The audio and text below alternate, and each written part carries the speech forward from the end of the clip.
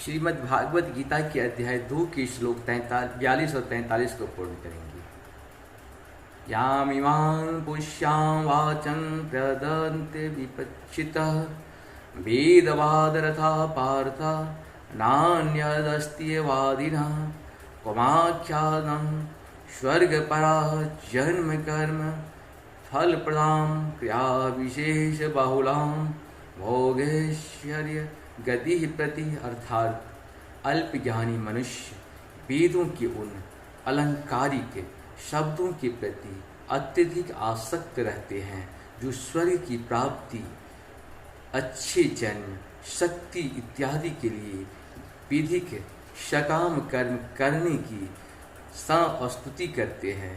इंद्रिय तृप्ति तथा ऐश्वर्यमय जीवन की अभिलाषा के कारण वे कहते हैं कि इससे बढ़कर और कुछ नहीं है।